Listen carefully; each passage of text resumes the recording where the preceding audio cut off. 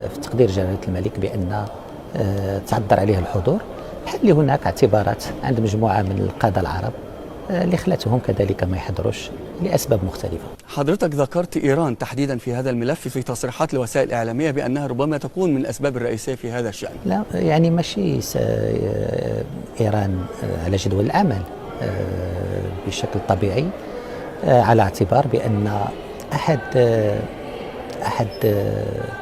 مشاكل العالم العربي هي التدخلات الخارجية، وبأن من بين هذه التدخلات كاين التدخلات الإيرانية في مجموعة من الملفات العربية، بما في ذلك تهديد ميليشيات مسلحة انفصالية ضد المغرب بدعم من إيران.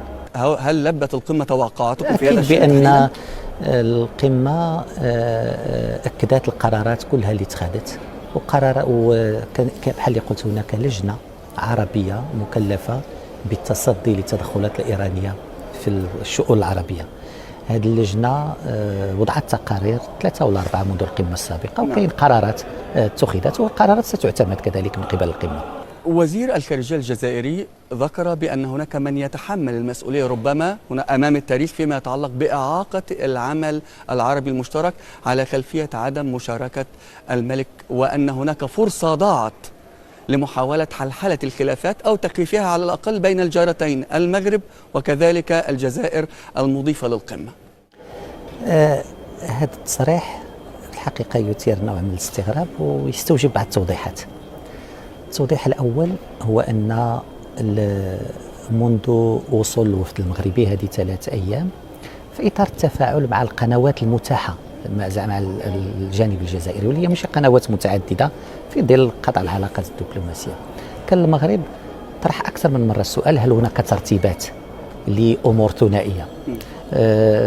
أكثر من مرة في ال3 أيام الأخيرة، ولم نتلقى أي تأكيد حول هناك ترتيبات ولكن علمنا أنه تم إرسال مبعوث خاص جزائري لجلالة الملك للدعوة. هذه التوضيح الثاني أنه كان بالنسبة للطرف الجزائري كانت هناك إمكانيات للتعبير عن استعمال هذه القمة لعلاقات ثنائية.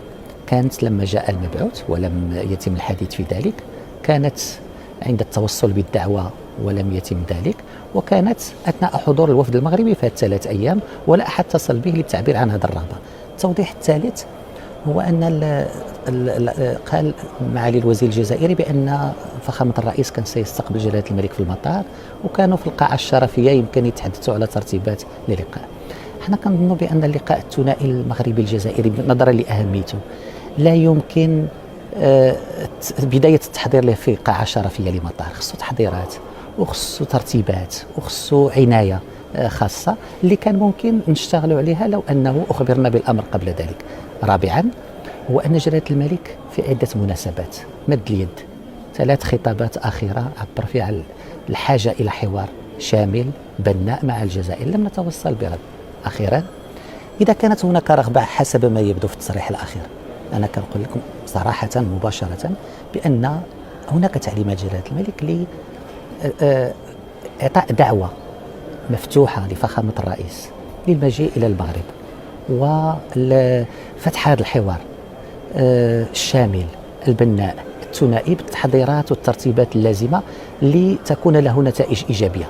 فدعوة ملكية مفتوحة لفخامة الرئيس لزيارة المغرب. هناك دعوة ملكية الآن من العاهل المغربي للرئيس الجزائري عبد المجيد تبون لزيارة المغرب فعلا؟ وفتح هذا الحوار على اعتبار بأن ما سمعناه هو تعبير عن، إذا كان هذا تعبير عن إرادة للحوار، حتى يكون ما لم نستطيع تحقيقه ربما لغياب قنوات التواصل أو لضغط الوقت في القمة يمكن نحضره ألم بشكل يكن من الأجدى الحضور للقمة كبادرة مغربية لتبيان أن هناك رغبة في طي هذه الصفحة؟ كما كتلاحظ المغرب حاضر في القمة، المغرب حضر في كل اجتماعات القمة رغم قطع العلاقات الدبلوماسية، رغم الوضع العلاقات الثنائية. جلالة الملك كان حريص على أن المغرب يحضر وأن المغرب يساهم بشكل بناء في نجاح القمة، لأن الظرف والسياق العربي والدولي يحتاج إلى تنسيق أكبر وعمل مشترك. هل تم استثمار وجود حضرتك في هذه المناسبة لكي يتم تحقيق انفراجة ولو في مجال ما بين الجزائر والمغرب أم نحن أمام صفحة تزداد تباعدا بين الجانبين؟ خصنا نميزوا بين الأمرين. حضور المغرب كان لي القمة، ما كان ولا تواصل ثنائي نهائيا، يعني لا تواصل ثنائي، يعني لا تواصل حتى إنساني، حتى ولكن دعني أقاطعك سيادة يمكن السلام عليكم مرة واحدة. دعني أقاطعك في هذه النقطة. ونحن نتابع السوشيال ميديا على الأقل، سأل لماذا تمسك المغرب بأمور يراها الجمهور العادي في الشارع أنها أمور ربما تكون بروتوكولية أو شكلية، ولم يعلي من شأن الغاية الأسمى وهي اللقاء وتحقيق نوع من التقارب في هذه الأثناء، حتى ولو تقديم نوع من التنازلات. كاين ما هو إعلامي وكاين ما هو حقيقي. الوفد المغربي منذ كبار الموظفين والمندوبين كان عنده مساهمة كبيرة بشهادة كل الوفود في إغناء النقاش والحوار، ولما جات الاجتماعات الوزارية شاركت شخصيا في كل الملفات وفي صياغة القرارات، سواء في الإصلاح سواء في الملف الليبي، في كلها فالمغرب ساهم. اللي حصل هو أن هذه ماشي أمور سهلة. لماذا؟ نعطيك 3 الأسئلة. لماذا المغرب هو الوحيد الذي عانت خريطته من التغيير؟ لماذا الوفد الإعلامي زملائكم كم من مغربي اليوم موجود؟ اسأل، هناك صحفي واحد مغربي الذي سمح له بالحضور، صحفي واحد مغربي سمح له بتغطية القمة، والآخرين أمروا بأن يرجعوا. يعني يرجعوا أم رفضت لهم التصاريح من البداية؟ لا، هناك من حتى أدوات العمل ديالو أخذت. ربما نحتاج إلى أن نسمع للطرف الجزائري. اسمع، أنا كنقول الحقيقة. نعم. هي أن وفد إعلامي لدولة واحدة، اليوم نحن نستعمل صحفي كمصور، لأن في غياب لما يجي صحفي ويقطع ويوصل المطار حتى ما عندوش تصريح يمكن ياخذه، ولكن أن يطلب منه أن يرجع في نفس الوقت، هذا في الخريطة، الإعلام، بعض المضايقات هذه كلها ما ساعدتش، ولكن المغرب تجاوزها، والمغرب اشتغل في جانب ذلك على الأمور اللي هي مضمون واللي هي أساسية. الوزير بوليتا، هل زيارة حضرتك قبيل القمة للسعودية كانت في إطار أي شيء يتصل بمحاولة مقاربة تقوم بها الرياض بين الجزائر والرباط؟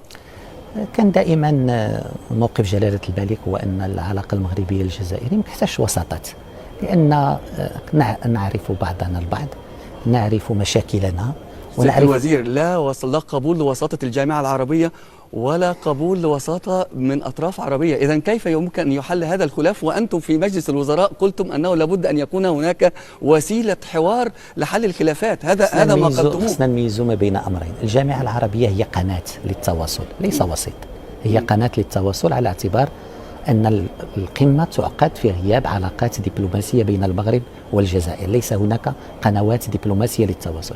الجامعة هي من نخبر أن جلالة الملك سيحضر أو لا يحضر، عن طريق الجامعة نقدم اقتراحات بدل أن نقدمها للجانب الجزائري، لأن هناك الوساطة كتهم مسألة العلاقة المغربية في الجزائرية كعلاقة ثنائية. أنتقل لنقطة أخرى وهي مسألة العلاقات مع إسرائيل. هل هي علاقات مصلحة؟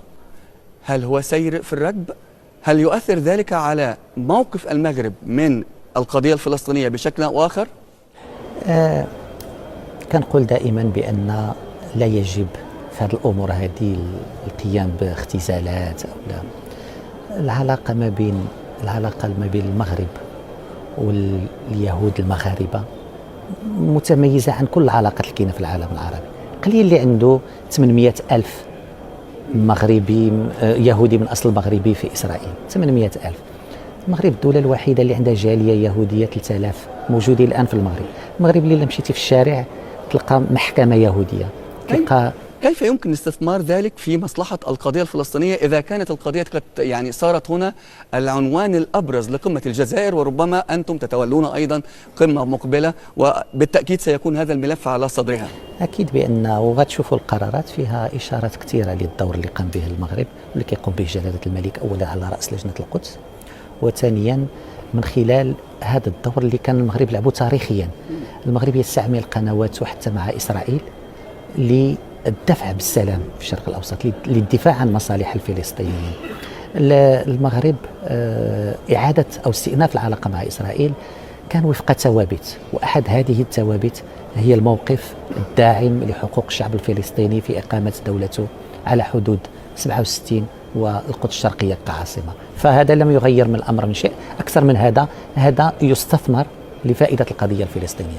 سيادة الوزير، فيما يتعلق بأنبوب الغاز، ذكرتم أنه الجزائر هي من قطعت لكن في النسبة للغاز، لكن مع علمه أن هناك عقد انتهى، وبالتالي هل هناك نية لتجديد هذا التعاقد فيما يتعلق بأنبوب الغاز المر بالمغرب بين أطراف الثلاثة، المغرب واحد منها؟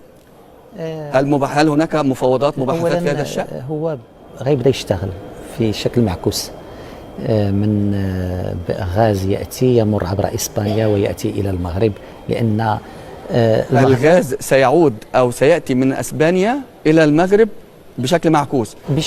أليست أوروبا هي التي في حاجة إلى الغاز؟ لا، المغرب كاين سوق عالمي للغاز يمكنك تشتري، كاين هناك تيرمينالز اللي يمكن تخزن فيهم، وكاين هناك أنبوب للغاز. معنى ذلك انتهاء فترة الحاجة إلى الغاز أو مرار الغاز الجزائري عبر الأنبوب؟ هذا المغرب تصور مختلف. المغرب كيشوف بأن أنبوب الغاز البايب لاين هو واحد المكسب استراتيجي ومكسب للاندماج، لا يمكن أن يكون ضحية لحسابات ضيقة، وبالتالي فالمغرب قام بمجهود كبير باش يبقى حاضر هذا كرابط بين أوروبا وشمال إفريقيا، وكعنصر اندماج، وكعنصر للتأكيد بأن مسائل الطاقة هي مسائل تعاون وليس أداة أو سلاح في العلاقات الدولية.